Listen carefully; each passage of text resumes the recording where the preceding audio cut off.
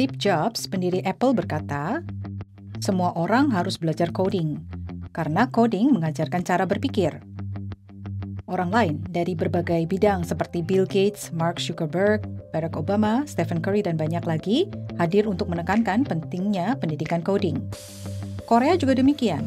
Pemerintah menekankan pentingnya pendidikan coding. Pendidikan coding wajib untuk SD dan SMP. Perusahaan juga menawarkan pendidikan coding kepada karyawan. Semua orang bersiap untuk masa depan. Jadi, apa itu coding dan kenapa semua orang meributkannya? Dalam video ini, saya akan menjawab 3 pertanyaan untuk Anda. Apa itu coding? Apa kita benar-benar perlu belajar coding? Dan bagaimana cara belajar coding? Pertama, mari kita lihat apa itu coding. Sederhananya, coding adalah memberi tugas pada komputer. Tapi komputer tidak pintar seperti manusia. Komputer tidak akan mengerti kecuali kita memberitahukannya secara tepat, baris demi baris, dengan cara yang bisa dipahami komputer. Bahasa yang digunakan manusia untuk berkomunikasi dengan komputer disebut kode. Dan penulisan kode untuk membuat komputer bekerja disebut coding. Lalu, apa yang bisa dilakukan secara khusus dari coding? Coding bisa mengotomatiskan tugas yang berulang, membuat situs web atau aplikasi seluler, membuat mesin bergerak, mengumpulkan data atau menganalisisnya, dan masih ada banyak hal yang bisa dilakukan dari coding. Sekarang, apa Anda sudah memahami arti dari coding?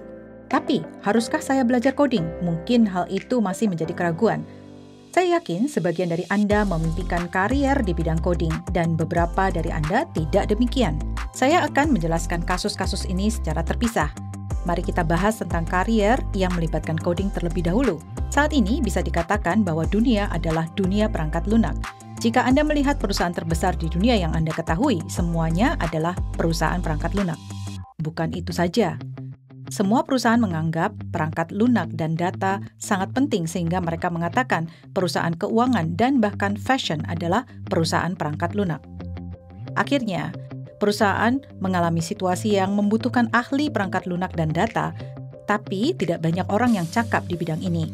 Karena itu, mereka harus memberikan penawaran yang bagus kepada ahli perangkat lunak.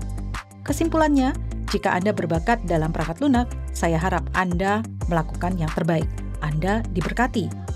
Selanjutnya, kenapa orang yang ingin berkarya dalam bidang selain coding harus belajar membuat kode? Pertama-tama, jika Anda mengerti tentang coding, Anda bisa memahami cara kerja berbagai hal di seluruh dunia. Sebagian besar teknologi yang digunakan oleh industri terkemuka saat ini terkait dengan perangkat lunak. Orang yang memiliki pengetahuan dalam coding dan tidak tentunya memiliki sudut pandang yang berbeda tentang dunia. Alasan bagus lain mempelajari coding adalah coding bisa digunakan untuk bekerja lebih efisien. Orang yang tahu cara membuat kode selalu punya kebiasaan untuk menemukan masalah dan kemampuan untuk memecahkan masalah. Saya berani mengatakan ada banyak ketidakefisienan dalam pekerjaan Anda. Jadi bisa saya pastikan belajar coding beberapa bulan saja akan memberi Anda kemampuan untuk mengatasi ketidakefisienan tersebut. Alasan terakhir untuk belajar coding adalah banyak karier di masa depan akan membutuhkan coding.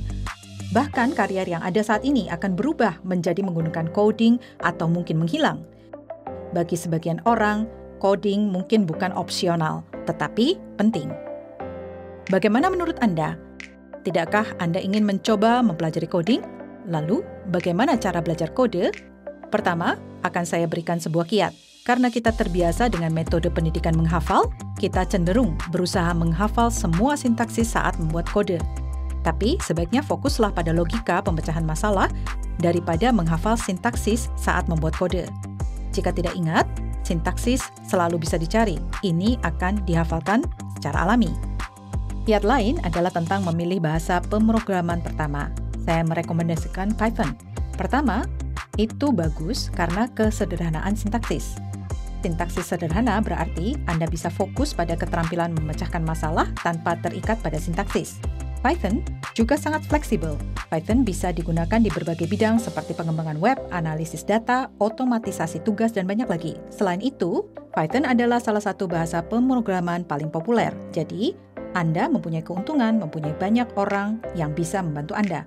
Code8 sudah membuat kursus pemrograman dasar Python dengan 2 prinsip ini. Dimulai dengan konsep dasar seperti variabel dan fungsi, diikuti oleh loop, daftar, dan penggunaan berbagai modul, yang berfokus pada dasar-dasar pemrograman. Untuk itu, selesai menyelesaikan kursus ini, Anda akan bisa lebih mudah mempelajari bahasa dan keterampilan pemrograman lainnya. Sekarang, jangan tunda lagi. Teknologi saat ini dan masa depan. Ayo masuk ke dunia coding.